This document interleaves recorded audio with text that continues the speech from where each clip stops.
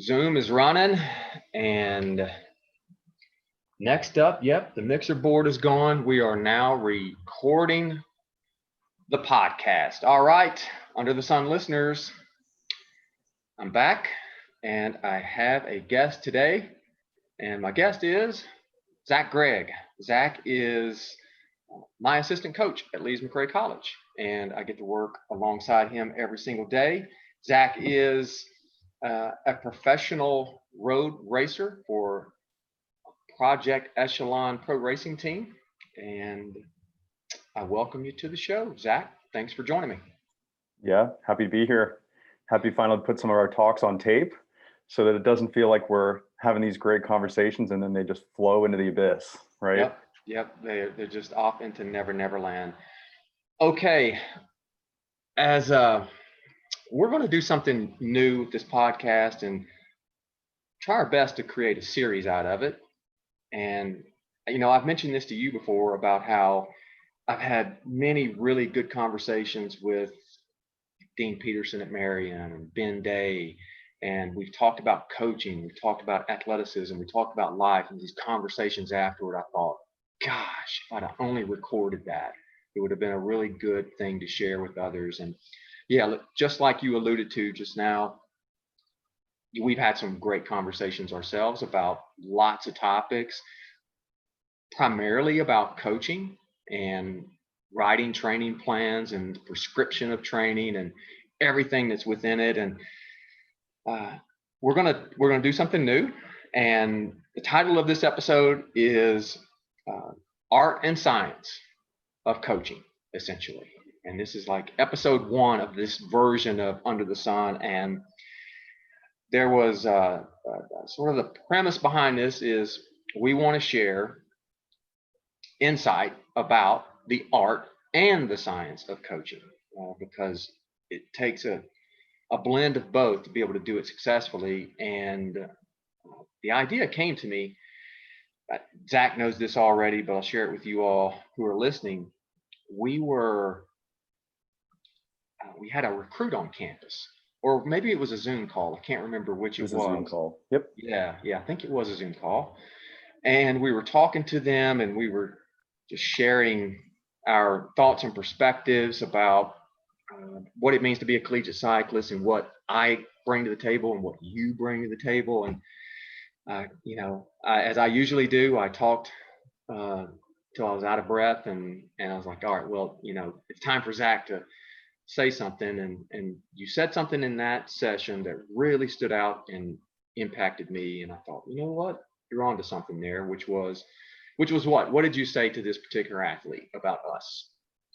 I said that we are a very strong blend of the art and the science of coaching.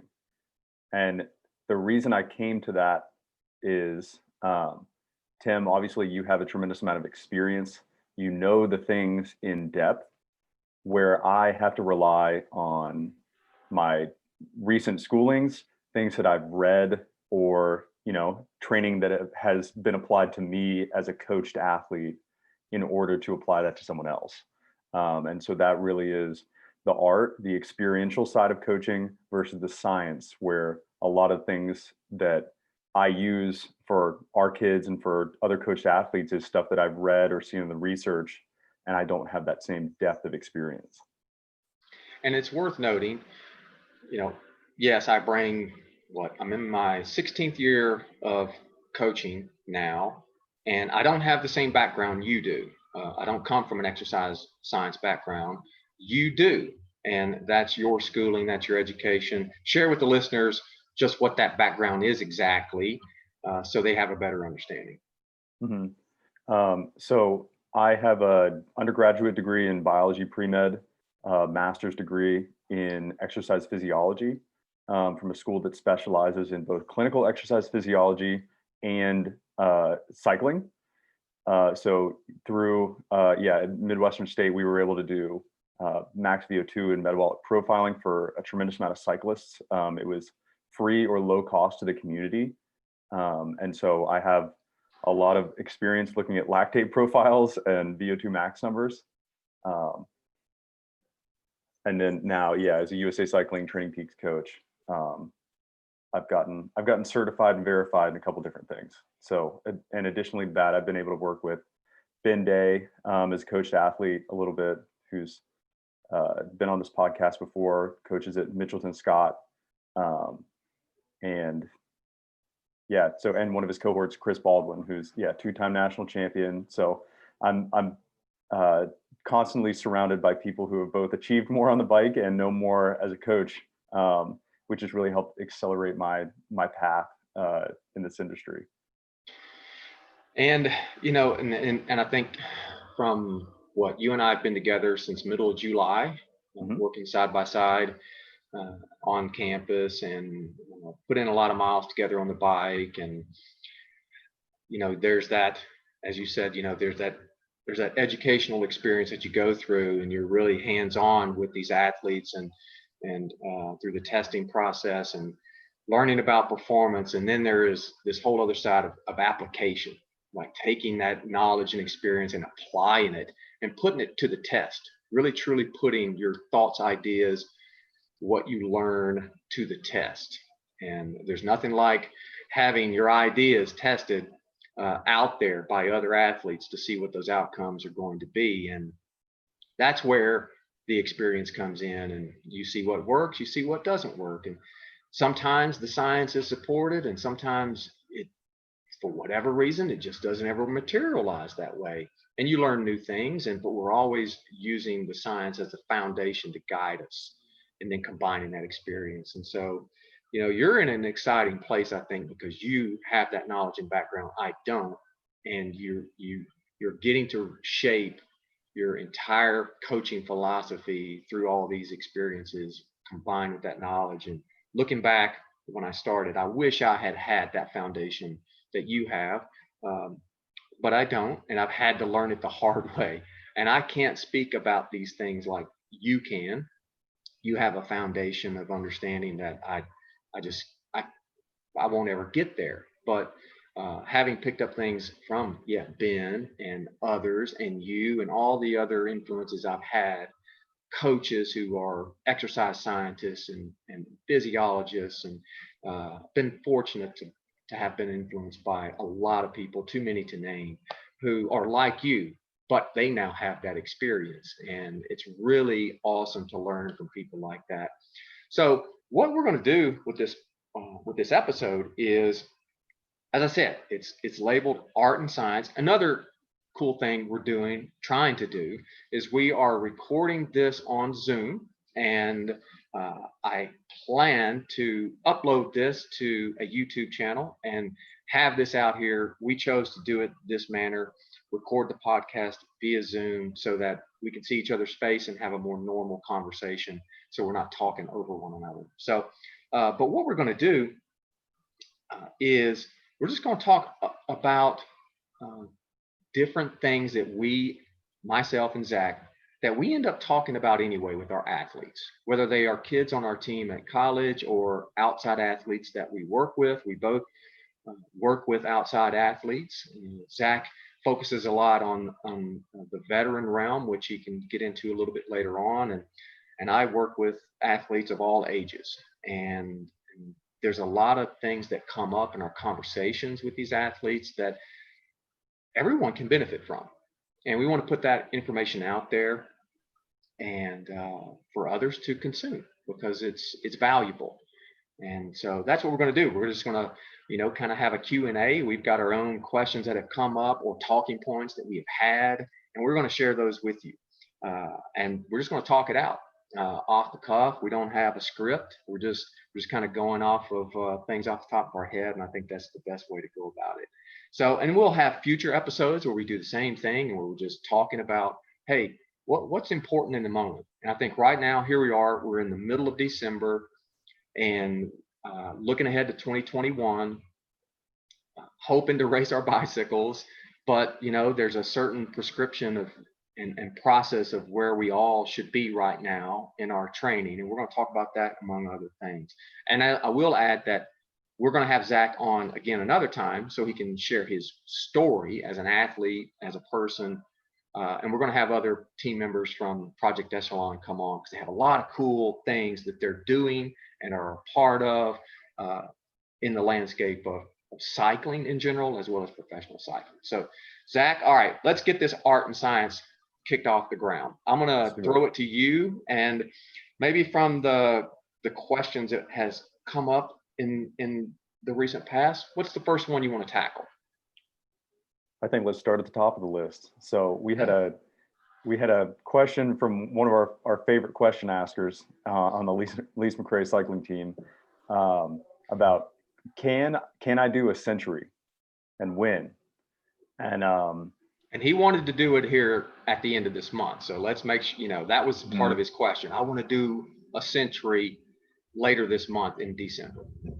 And for further context, this young fellow does not have a road bike. And I think that's an important distinction. That I've learned more and more is that it's always the context of the question that guides your answer. So he wants to do it on either his gravel bike or his enduro bike, because those are the ones he's got. And what that does is it multiplies the duration and the intensity of what he's asking, is he ready to do, or asking us to prepare him for, almost twofold, right? So on a road bike in a typical area, you can just assume it's going to be 16 to 20 miles an hour. Where on a gravel bike, if he's doing it where he lives, or if he's doing it in Banner Elk, moving at 16 miles an hour on a gravel bike is near impossible because of the terrain, because of the steepness, all those things. So you're doing this math in your head, and you're like, well, son, that's like an 8-hour ride if you're busting, right? So it doesn't become a century anymore. It becomes, I want to do an 8-hour ride in December, and we're trying to meet in the middle, right? So what would be the compromise that we can give this guy where he's achieving the training goals and he feels like he's accomplished something? Yeah, he's asked us he doesn't realize how big that question is, does he? It's like he has this goal, which we applaud him, his ambition. We love his ambition. And, he doesn't realize just how big of a deal it is. Now, one of the things that you said to him when we gave him some answers, because we wanted to motivate him, but we also wanted to steer him back on the right path at the same time without discouraging him. And, you mentioned to him, like, that let's think about where we are right now. And that, I think his plan called for a 4-hour ride the other day, and he was able to knock that out, did a really good job. And I think his mileage was in the 60s or 70s. But, for the time of year that he is, to do something like that a little bit too soon, that's going to do some damage to the body. It's going to affect training after that. So that was something you shared with him. Maybe explain that a little bit about, when is the right time to do these things in accordance to what else is going on with your training, but more importantly, the physiology of your body after coming off of a break, leading into build, like a prep and a build and all that going into 2021. Right. Yes. The context is very important, because you don't, obviously, big, strong guy could probably do this any day he wanted to, but are we setting him up for a situation where he's going to get an overuse injury, or is he going to be smoked for the week after doing something like this? So doing a very progressive, slow base for some of these guys is really important, where a 4-hour ride, getting 60 miles in, is a really quality day.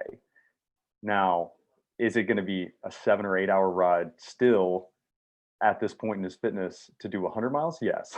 So, keeping that in mind and making sure that we can get as close as we can, and he's still having this sense of accomplishment, and he's getting closer to his goal, and he's seeing progress without overstepping, overreaching, is really important.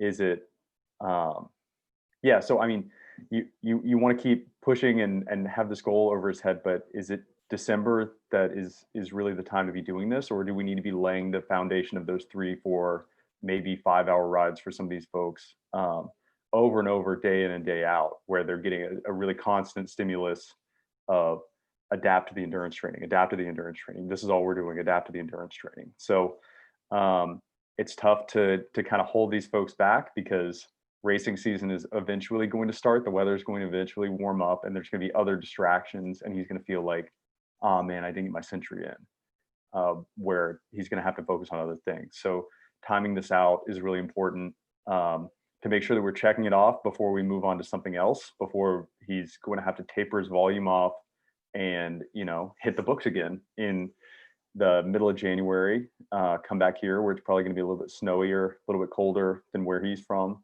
So balancing all that out is really important. And maybe the solution to that could be placing this big ride at the end of a big block, having a couple days taper into it and letting him really get after it, seeing if he can organize it with some friends where it's going to be, even longer ride maybe. But he can do it in a way where he's fueled up the whole time, where he's not pushing on the pedal super hard. There's no massive 5, 6, 7 mile gravel climb in the middle of it. So some compromises on that front where you're trying to boost his average speed without him knowing it so that he'll like hurry up and get it done. I think is one of the ways to do it. Yeah. Well, there's a lot of habits that go into feeding the success of that day, and we want to set him up for success, because mitochondrial growth is a tricky thing. And, if you're not familiar with just how that happens and why it's important before you tackle these big ambitions, it can sort of stunt your development in the middle of your plan. And you want to avoid that and just do it when it's appropriate. Like you said, the context is crucial. And I did throw it out there that, man, I'll go with you when you do this. I will ride with you, but you're going to be ready. I want you to be, we want him to be ready for the moment. And when that moment's right, and he knows, he dials his hydration, he dials his nutrition, he gets everything going in the right direction, he will be more happy he waited because he will be successful. And then God only knows what other crazy ideas he's going to come up with after that. But yep, that's a big one. And I think we left him excited about the opportunity down the road. But delayed gratification, that maybe is another question to talk about Right. later on. Delayed gratification, boy, this sport rewards those who can delay that gratification. Okay. All right. I'll go next. Next Great. question. One question we got was, we both are proponents of strength training in the gym, and we believe that it works, it helps, it's good for cyclists, it's good for general health. And so the question for coming from one of our athletes was, what days should I do my strength training and why? So Zach, take that one. Okay, sure.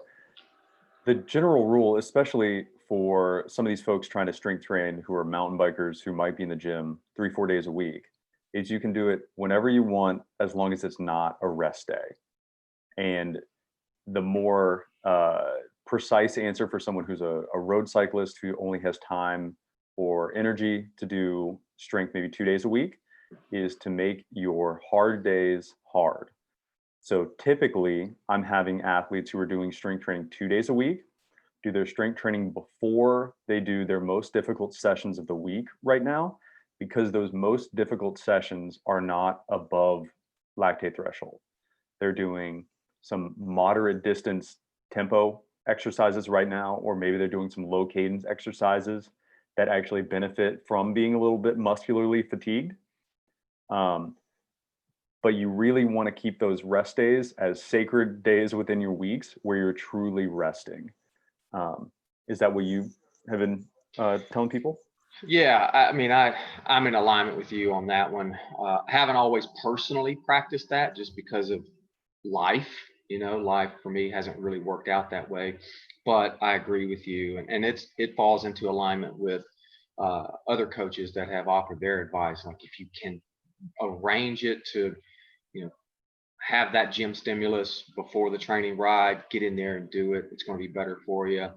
Because another theme you'll hear everyone talk about is, let's say, the pitfalls of training throughout the year will be most people go too easy on their hard days and too hard on their easy days. And so you want to make your easy days extraordinarily easy and slow. And you want to hit some record average slow speeds on those easy days, and to make those hard days really hard. And so, yeah, I agree with that. And it's just about getting into the routine, creating that habit. Um, and I think if you can do that, then you're going to see the gains and the benefits, and you're going to be able to execute the on the bike training really well. You're going to go into that strength session pretty fresh and ready to do it. And then you're going to be stimulated and ready to get on the bike, get that work done. And then that gives you those windows of recovery that you need, not just, aerobically, but also, muscularly, that you need to recover from. And we work with a lot of athletes who most don't have a ton of gym experience. They're going into this uh, somewhat reluctantly sometimes, and we're trying to get them comfortable with being in the gym. Fortunately, we have a full-time strength and conditioning coach that our athletes work with on campus, and that has gone a long way to get them comfortable. Because me personally, I mean, you and I both grew up in the gym. Like we come from other backgrounds. You come from lacrosse, I come from baseball. So being in the gym and throwing plates and bars and all that, like that's second nature to us, like no big deal. Cyclists have a different mentality, and they're not as comfortable as maybe you or I. And I think I look at it also as, I see it long term, just as we look at on the bike development as a long-term project. I see strength training as a long-term project.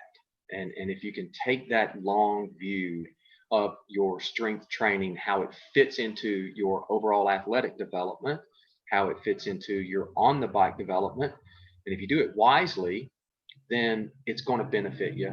And don't think you have to just acquire all this strength and figure it out within 6 months. Because in my view, I think you should still have a maintenance program, during the season.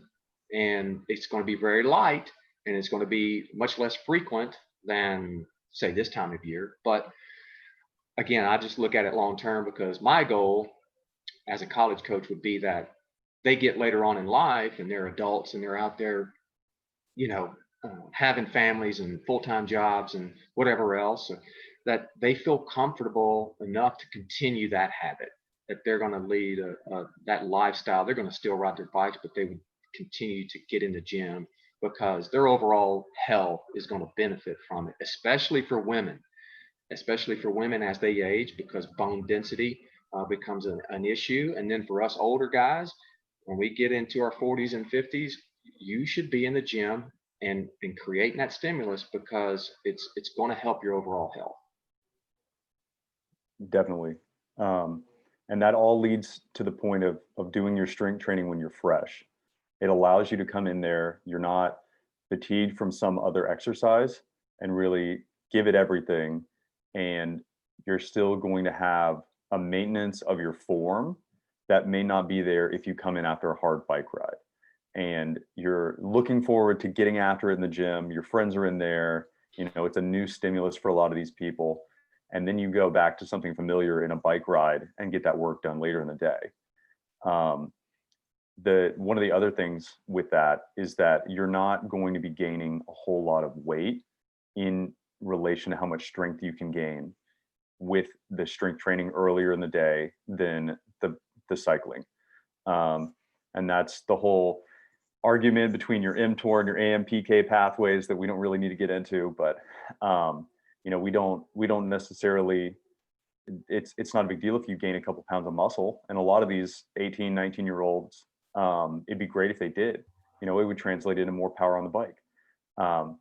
But they're not going to become bodybuilders. Nobody training on the bike as much as an average recreational or competitive cyclist does is going to gain a legitimate amount of muscle within the years of strength training that they do. So we try and stress that point as well, that you're going to get stronger, you're going to be stable, you're going to increase your time to exhaustion, you're going to be stronger on a bike, but you're not going to look like a bodybuilder.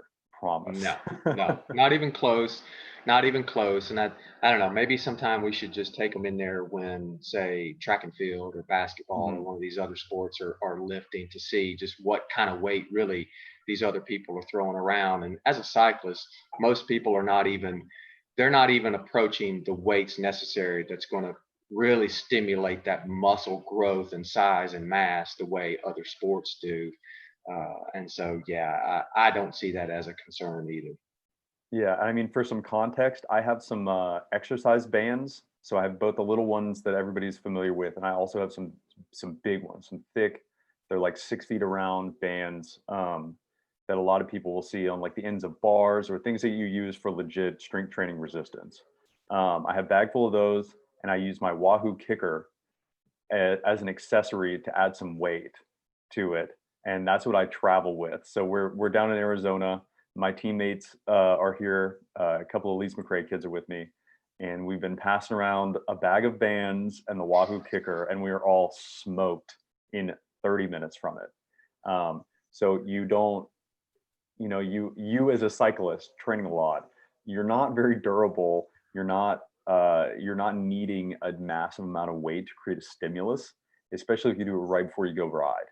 So being being willing to do strength training and understanding its importance and making it happen, even with kind of a hodgepodge setup, is very important. And what you'll find is most people training at a competitive level are doing it, whether it looks as goofy as putting some bands around your feet and your shoulders and doing some squats with a Wahoo kicker or whatever you can grab onto that looks heavy and has some handles on it. Whatever you can get your hands on is going to make a benefit in the long run. All right, so get in the gym, y'all. Get some work done. Okay, uh, take the next one. Let's talk about your favorite. Let's talk about the Whoop. Oh, yeah. You That's a know good what? one. I did. I forgot that I wrote that down, and I think let's touch on this, Mhm. okay? But I also think we should create. We need to do an episode where it's just Whoop. All Okay. right, where we really get into the weeds of our experience with Whoop and our thoughts with Whoop and HRV. But uh, I will say, so far, I'm pleased with the experience. It's taught me a lot about partly about myself, but also help create awareness of my habits and my behaviors and how that contributes to my recovery. I would say that you or I, you're on the Whoop as well. We started this together. You or I both had, it's not that we had bad habits before, but this quantifies everything. You start to see metrics being presented to you that over time you get to see the effect of your decisions the day before, whether it's your training, your diet, your hydration, your sleep, and you get to see the quality of those things. And then there's this outcome. And you know, I think overarching, it really helps highlight how well or not well you're recovered.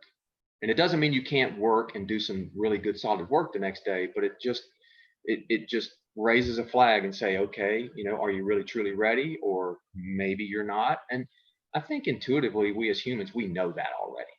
We know when we just got the frequency, man. We're really hitting our stride and we're ready to go. Uh, I know I've told you this. I'll share with the listeners. One of even the simple ways that I measure my own level of energy and my am I high frequency or low frequency for the day is just walking up steps. Just go Ah, walk up a flight of steps. Can you take 2 steps at a time and have a skip in your step and a jump, or are you like, this is got to take it one at a time and I'm going slow? Well, that's a simple way to find out, hey, am I vibrant today? Do I have the vitality I need to do what I need to do today from a training perspective? So that's a little simple, easy way to do it. And what I found is that your HRV, your readiness, your recovery mirrors that. But again, it doesn't mean you shouldn't go out or can't go do real good work. It just may not be at the highest intensity that you think it's going to be. It's probably going to be more force focused and endurance focused, but it's taught me a lot. It's also, I think for you and I both, it's helped us have better quality discussions with our athletes. Definitely. to teach them about uh, better habits, what those habits are going to lead to, what those bad habits, how they're going to affect your recovery and your performance the next day. I don't know if I've told you this, but years ago we did I did a survey of the team. We were, I made out this long list of things to get them to rate their own self perception of how well they were doing in certain areas of life and training, on the bike, off the bike, and the one area that everyone on the team said that they were not doing well with, but knew that they needed to do better with, was sleep. 100% consistent. Every single one of them did not believe that they were getting enough sleep and it wasn't of good quality. So that spurred a discussion. So having tools like Whoop, which I kind of look at Whoop, or the Ring. What's the Ring called? Aura or Oro Aura? ring. Yeah. Yeah, Aura Ring, and there's another app that I use called Elite HRV, and that's a free thing that you can tap into and use it.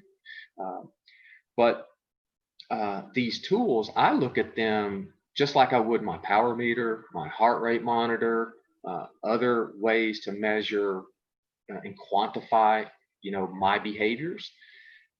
It's help. Yeah, it's just help. I think it's just another tool. It's not the end all be all, but it's just another tool.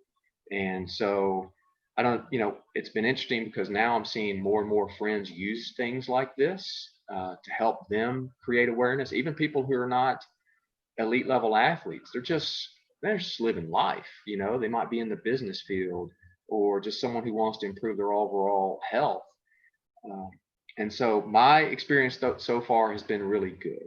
And I've learned a lot about myself. It's helped me to create even better habits. Um, and I can share what some of those are later on. But what is your impression of it? I know here lately you've tried to not like dig into it too deep because you need to do the work you need to do with your training plan and not be affected by, oh, am I in the green or the red or the yellow? You got to get your work done and get into a rhythm. But for you, what do you feel about it? What's your thoughts about it? Yeah. So overall, with any product, any wearable or things that we use on the bike to record heart rate, power, cadence, any of those things, they all go to inform our decision making at a higher level. So for me, the Whoop, which records your HRV, your resting and active heart rate, and then some sleep metrics, um, it's been a fun tool to try and see how you can manipulate those things, um, and see which things actually impact your performance on the bike or your tangible recovery on subsequent days. So it's I've had a positive experience so far, and What I've would you talked to a lot what of. would you say what would you say are the key drivers for you? What are the things Mhm. that now, like, all right, these behaviors, which specific behaviors are do you think and what you're seeing really drive those metrics? I think on average I get an extra hour of sleep every day, or maybe let's say 5 extra hours of sleep a week. Being cognizant of it, the Whoop will actually upload to my Training Peaks, and being so tied to the data and so tied to Training Peaks, if I see that I get 7 hours of sleep one night, then I just want to get 8 or 9 the next. And I think more than the HRV, which is very interesting, sleep and resting heart rate are things that I pay attention to on a daily basis because they indicate hydration status, total body stress, how much time you're actually giving your body to recover. So the HRV, and they do a recovery score, which essentially is just green, yellow, or red, depending on the factors and how they put them together. Um, is is nice to look at, but I don't think I've once stopped or shortened a workout because I was in the red, or did an extra hour because I was in the green. Um, but I've definitely gotten more sleep and paid attention to my late night hydration and late night eating as things that I know impact my resting heart rate, my HRV. So setting a dinner time and then a late night snack time and then cutting off a couple hours before bed has been very important for me. and then making sure that I'm fueling with water or electrolytes later in the day than I normally do. So um, I'm pretty bad about that. I'll have a big dinner, a little glass of water, and then be done working on whatever. And it'll be 3 hours, and I haven't taken a drink of water, and then I go to sleep. And that Well, is just it the will worst. if you poorly hydrate off the bike, it will expose you. Hmm. These metrics will expose you because you'll over time you'll see that direct correlation between resting heart rate and your hydration, and then that's going to affect your quality of sleep and your respiratory rate, because ultimately the goal of sleep is you want sufficient REM sleep and you need sufficient deep sleep. You might sleep 9 hours, but if you're lacking in deep sleep and REM sleep, then you're not going to be fully recovered. Just because you're getting the hours, it's also about the quality. Just because you're riding your bike 8 hours a day every day doesn't mean it's quality work, just like with sleep. And so I find it interesting every day. I do dig into the deep sleep and the REM sleep, how much I get, is it enough?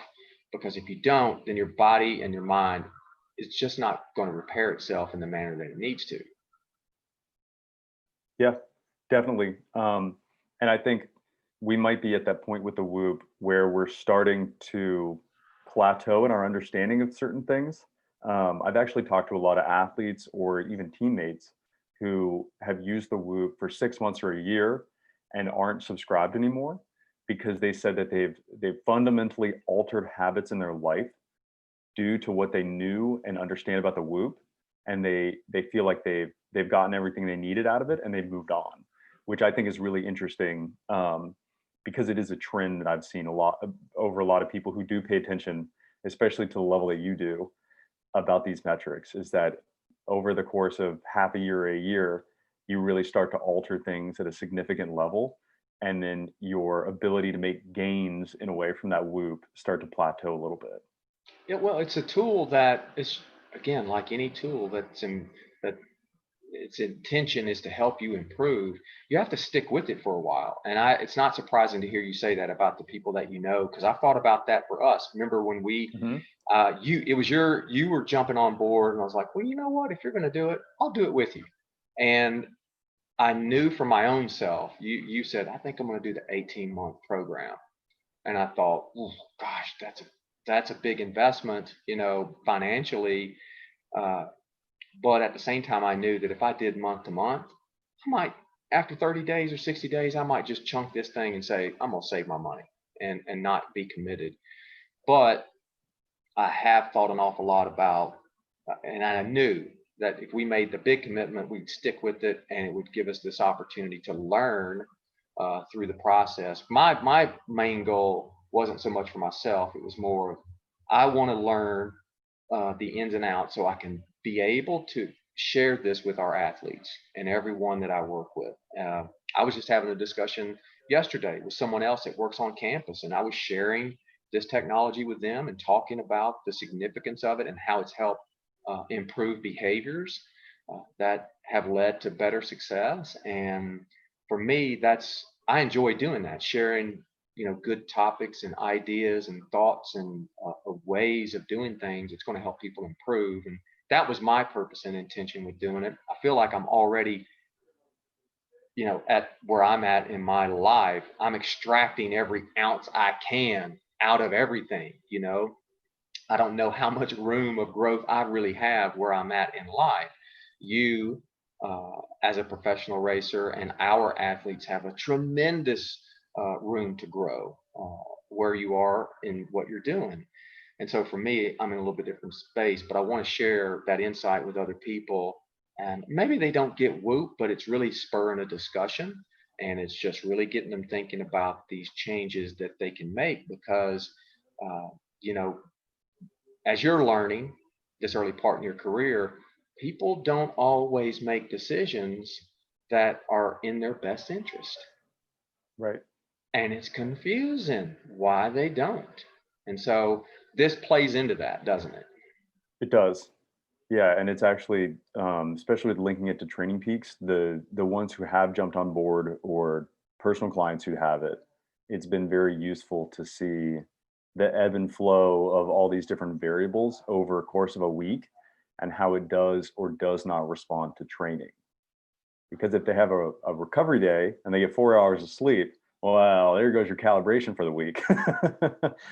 But if they're doing everything right and they're very dialed in, then you can use it as an indicator of what their total stress is. So like you said, yeah, if they can use it as a motivation to make good quality decisions across the 24 hours of their day, then it becomes a very useful tool.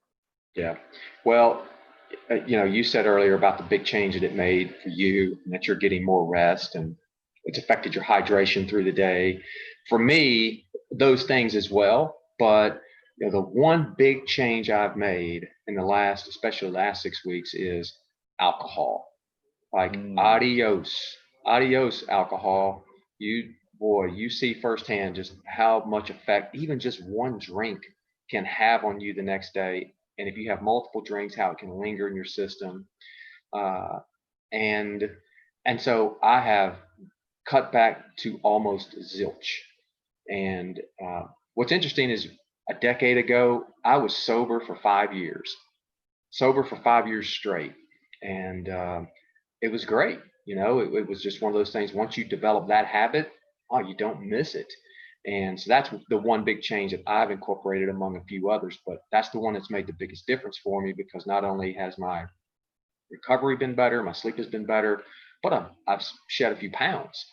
And I could stand to lose a few. So I've liked that. And this reminds me of something that Ben Dave loves to use and loves to say all the time. Is he surprised me the first time he did this, because I didn't even know he would even know who this guy is. But he quoted Peter Drucker. I don't know if you know who Peter Drucker is, but he's the father of business management. Written a lot of fabulous books, and I'm a Peter Drucker fan. But he quoted Peter Drucker, and Peter Drucker essentially said that that which can be measured can be managed. Right. So if you can measure it, you can manage it. If you can't measure it, how are you going to manage it? And that goes to the heart of our goals and vision process, really. When you look at these things, I was reading some of that this morning, some of our vision documents that our athletes had sent us. And that's something to really hone in on for all you athletes and coaches out there, is that as you're trying to paint that vision for yourself for the next year, you've got to distinguish between what can be measured and what cannot be measured, because a lot of times we throw our emotions and feelings on it, and it's not really something that has an outcome you could point to and say, check that off the box. Yep, I did it. And there's the number, there's the quantification of it. So you got to be really careful with it. And I always think of that, and of what Ben highlighted, of what Peter Drucker said, because if we can measure it, we can manage it, which then that's going to drive behavior and create greater efficiency and economy. That's a great point. Yeah. I like that a lot. And that goes to the heart of what we're experiencing now, over these few months that we're not able to interact face to face with these athletes, is that they're having to learn the nomenclature and the vocabulary of the virtually coached athlete, right? Where previously we were able to look in their eyes and either have them tell us or physically see what's going on in their body. If they've got big old bags on their eyes, they can't get through a full sentence without a deep breath or a sigh, or they're not forming coherent thoughts, then they're really, really tired and something's not clicking. Where now, when we're relying on Training Peaks comments or text messages or Zoom calls, it's much more difficult to get the same flow of data that we were getting before. So trying to make these folks a little bit more literate in the same way that we've trained our virtual clients has been, kind of a challenge in and of itself, to record enough data to make the same informed decisions that we were during the semester. Yep. Seeing, working with people in person, seeing their face, talking to them, body language, tone, demeanor, all those things are critical in helping someone develop and grow, knowing when to hit the gas, knowing when to back off. And as a coach, you can't be stubborn. Just as an athlete, you cannot be stubborn just because your prescription or your philosophy says, well, we should be doing this. Well, maybe not, but not in this moment.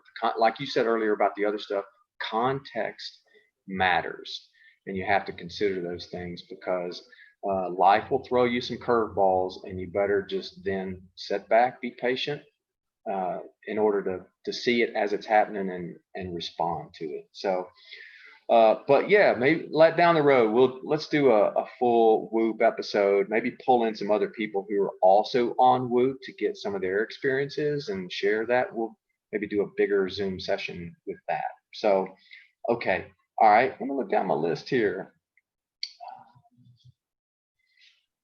I think with our time, I don't want to go too long on this first one because I would like to do another one. I would like this to keep this a regular thing. We can come back to some stuff next week maybe. But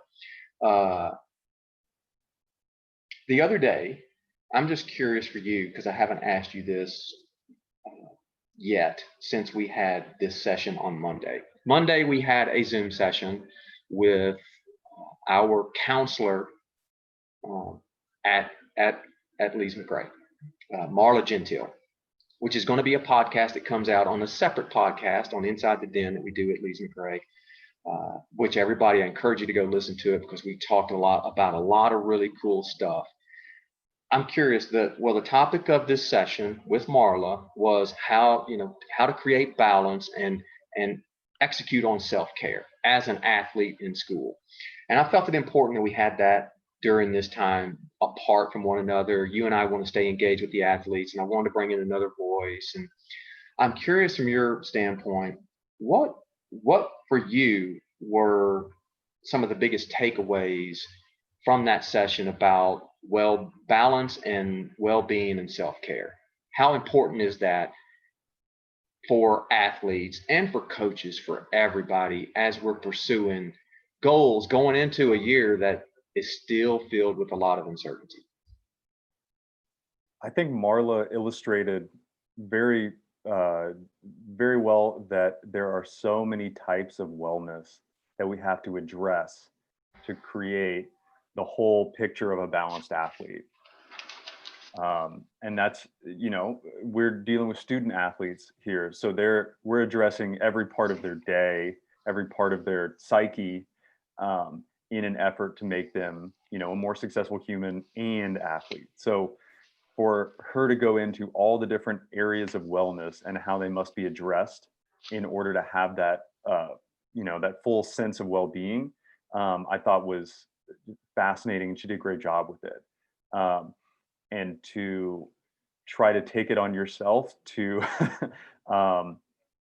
make these kids aware of it and offer them solutions on how to address deficiencies is a massive undertaking. So for her to come and speak, I thought was a great first step. And she did speak about some things that were very impactful to her and ways that they could take a couple minutes out of their day to make a positive impact on themselves. And I think she mentioned a couple phone apps as well as some guided meditation and yoga as things to practice, which I've done some of and you do a lot of. But I think it might be the first time some of these kids have thought to use that as a way to increase their well-being. Yeah, I was impressed too, and of course this is her wheelhouse. This is her expertise. And I think what I really liked about it was how she started off by speaking about the wellness wheel, and on that wheel, there's just 8 components within it, and as she went over each one, gave everybody outstanding tips on these little things, none of them significant, just little things that would help create just wellness, and it be something where you're making an investment in yourself. Because as an athlete all your life, me too, we get so caught up in the actual work that we're doing to get us ready to compete and play, and we don't always give consideration to us as a person. Who am I as a person? And what feeds into that personal development that's going to help hopefully lead to happiness and joy, and at least put me in a place where I respond to adversity or failure in a healthy way, and feel good about myself. My self-esteem is still where it needs to be. And I'm not a me personally, I don't know that true balance is really difficult to find, because there's going to be areas of your life that have take on greater importance than others at times. And it's like a seesaw. It's going to go back and forth, back and forth, back and forth.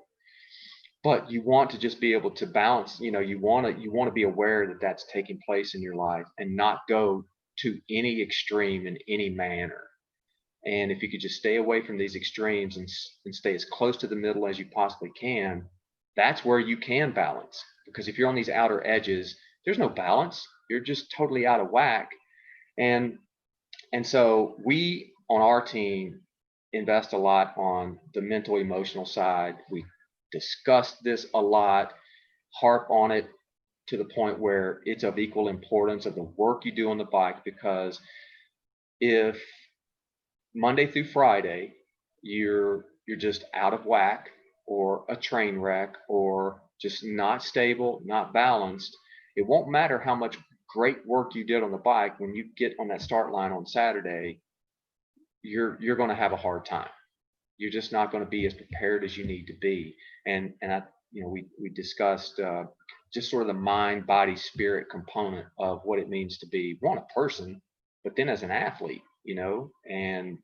And she brought up a lot of great points. And I encourage our listeners to find the podcast Inside the Den with Lees-McRae Athletics, and listen to this wellness episode that we had with Marla, because I think anyone in any realm can benefit from what she talked about, especially right now, in this moment in time. Uh, I personally feel like it's getting better, even though it doesn't look like it is. I mean, it's better today than it was back in March and April. And I'm just trying to envision and work towards things being better in April, in May, in June of this coming year. And I think these things that she talked about, and just general wellness, mental, emotional, spiritual, all that matters. And you've got to work on that as much as you do on these other things. If you neglect it, then I think it's a recipe for trouble. Totally agree. Mm-hmm. All right, so go listen to that episode, y'all. All right, maybe let's touch on one more thing. I'm gonna let you choose what it is, and then we'll wrap things up, and we'll have another episode next week, and we'll touch on some more. What's one final thing that we can cover on the show today? Let's go back to our first point in a way. Let's talk about the endurance training and how to successfully do a base ride. I think we can do that without carrying on too long. Okay, let's do it. All right. You're the science guy. This is where the science really comes into play. Yeah, this is the fun part. So why are we riding so long right now? What is base season, right? And slow and easy. And slow, right? So where we are with a lot of our athletes is that they've come back from the off season. So in collegiate, a lot of these kids are taking breaks a little bit later. So a lot of our athletes had their off season sometime in the middle of November, which is still not that late. And the reasoning behind that is we were having so much fun during September and October. We had a lot of inter-squad scrimmages and things going on campus, where it was all, concentrated with Lees-McRae athletes only to keep them safe, but still provide them competition. So nobody wants to miss out on. This timeline you're talking about, it parallels also anyone who, say, is a road racer, a mountain bike racer, a track racer, maybe not cyclocross. Maybe there's a few cyclocross racers in a different timeline with their training and what they're doing, or in America it's pretty much over. Mm-hmm. But if you're in Europe, but yeah, so the timeline that we're talking about here and what Zach is talking about is applicable whether you are a master's elite or you're a junior, or if, like you say, the athletes we work with are in the collegiate scene. Mm-hmm. So a lot of these athletes have had their fun, had their break, and now they're ramping their training back up. And for a lot of them, being so competitive and riding in groups and things, this is their first true experience of what base season is, as it would relate to what a lot of us have become accustomed to. So they are doing long, steady rides. And the important thing on these rides is that they're going by heart rate and they're holding themselves back. And that is very difficult for a highly competitive 18, 19, 20-year-old to do. So the reasoning that they're having to hold themselves back after a break is because you have become deconditioned in a lot of ways. And so it takes several weeks and even months to bring that aerobic fitness back up to the level that it was before. And so a lot of people are saying, well, why we take a break? And there are a lot of benefits to deconditioning a little bit, including just a decompression of your central nervous system. So even with a reduced racing calendar, all of that racing, the travel stress, all of the life stress that comes with trying to manage riding your bike 500 to 1,000 hours in a year, we need time away from that. So they've come back fresh, they are deconditioned, and now we are having to do endurance rides, and we use heart rate as a limiter in a lot of these rides because their power is going to be desynced from what the feel of that power is. So they're going to want to ride too hard.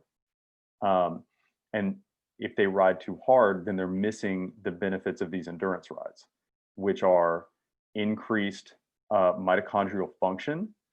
They're going to start to have increased capillarization in their active muscles. So these rides are fantastic for increasing blood flow to those active muscles. So in our case, our legs, and our mitochondrial density and function. So as we do more of these rides and you become more conditioned, you can access higher amounts of oxygen in the active tissue, and you're going to be able to produce more energy in that active tissue to push the pedals with. Whereas if you ride too hard, you go on a bunch of group rides, you're doing the sprints and all the other things, you're introducing extra stimulus that is going to be counterproductive to the goals of increasing your aerobic conditioning as an athlete. So endurance training is great. That's what we associate with base training, but so are blocks of tempo, blocks of training that you are breathing a little bit harder. Your heart rate is a little bit elevated, but you're still mobilizing mainly oxygen as well as a little bit of carbohydrate to fuel these efforts that are anywhere from maybe 5 to 20 minutes when you start out. You get that sensation of pushing on the pedals, but it's not hard enough that it's going to take away from all this aerobic training that you're doing. And it also will allow you to ride a little bit less since the intensity is a little bit higher. So if you're having to, ride on the trainer a whole bunch, or you just don't have 20 or 30 hours a week to train, then doing some tempo training and some, short burst training along with that aerobic training is really beneficial this time of year. Yeah, and maybe touch on why that foundation is going to be important, because we're going to layer some things on top of that. And if you lack that foundation, the proper foundation and the width and the depth you need, how the future workouts as we approach the race season, as we're in the middle of race season, how much better you're going to be able to execute on all of those because you did a proper base and you held back and did the right thing at this time of year. Why is that so important? Mm-hmm. Yeah, you can think of your aerobic conditioning and your endurance training as the foundation of your house. So if the foundation is very strong, you can build a very nice house on it. If the foundation is very weak, then you can't put the same amount of strain on top of that foundation and have the same degree of success. We see this especially with our junior athletes and our freshman and sophomore collegiate athletes, where they have not experienced large volumes of endurance training done in a way that is just very slow and very deliberate. And so if they don't have that, they have these 2 cans of nitrous because they have this high VO2 max, this great anaerobic capacity. They can do the sprints and the bursts and the 2 and 3 minute efforts, but they don't have the repeatability or the ability to fuel part of those efforts aerobically. So being able to have this base allows you to ride at let's say 200 watts and be burning almost zero carbohydrate. Whereas another athlete who is less aerobically fit is going to be riding at 150 watts, burning almost zero carbohydrate. So there's a 50-watt difference at that zone where one of these athletes is sparing all of their high intensity fuel for later in the race. And the athlete that spares the most high intensity fuel is going to have the largest tank of nitrous when it matters. Well, and so you bring up, I'm glad you brought up the house analogy, because it's one I've used even before you came to work with us on the team. And, you know, because a lot of times athletes will say, oh, I've got to start working on my top end. I just don't, you know, I want to raise the roof. You know, that's kind of, I use the ceiling, the roof analogy on top of the house is like, well, you know, if you want a higher ceiling, if you want a higher roof, you want a sharper, steeper gradient of a roof, then build out that really wide, strong foundation. To your point, you're then going to have that extra kick when you need it the most, because if you can't get to that point to utilize that anaerobic, anaerobic side of your engine, then, you know, what good is it if aerobically you can't get there? And I think a future episode, we should dive a little deeper in the difference between how aerobic contribution and anaerobic contribution to these outputs and efforts, why it's so important. This is something that, you know, when you talk to guys who work, or women who work with elite pro level athletes, that's what they'll talk about, the difference between why is someone a GC rider, why is someone a one-day classics rider who does these punchy climbs versus someone who can climb a long, sustainable effort up a mountain. And it's all about that aerobic contribution versus the anaerobic contribution and who's the best at any of these given outputs. But all of them have some form of high aerobic development that then they use that extra specialty on top of it. And yeah, we should do another episode. We need to write that down, because I think that's something for people to really understand. It's like, well, why does Alejandro Valverde or Philip Gilbert win these races the way they win it? And why does Pogacar or Contador or all these other, why do they win these? And then you start to look at, you mentioned earlier about, you know, lactate profiles and, you know, what is that aerobic development, and how, and you just begin to understand better why it's important, why the foundation matters, because without it, boy, it's a low ceiling, and you've got it just putting, you're just handcuffing yourself. I think that would be a great one. That would be a full hour easy. Well, all right. Well, we'll prepare for that one, especially on the science side, and I'll just come at it from the practical side and the philosophical side to share, just like, you know, why it, like we said here lately to our athletes, is that, you know, it's not glamorous. There's no glamour. There's no glory. You might get a few extra kudos because you did some long endurance rides and you racked up the miles. Mm-hmm. You'll still get kudos, but there's no glamour, because you're not setting any KOMs or anything like that. If you're setting KOMs in December, ooh, that's a problem.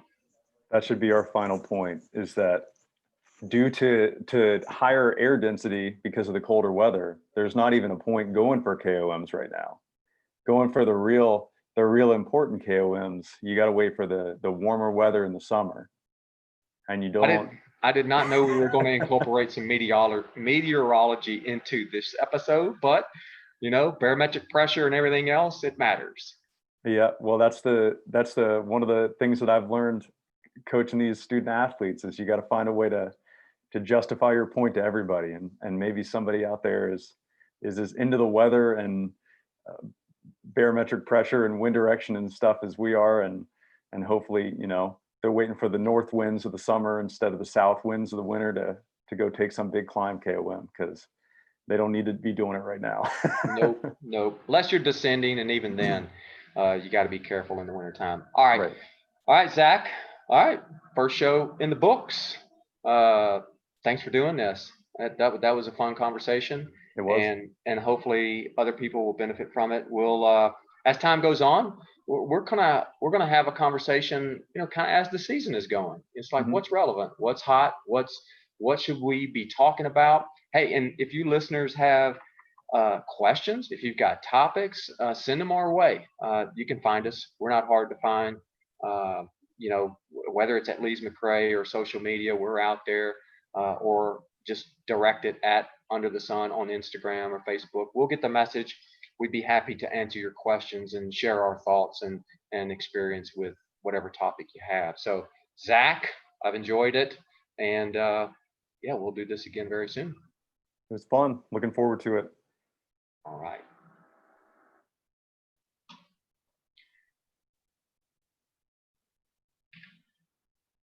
All right, man. That's good. Yeah, you still might be recording on Zoom.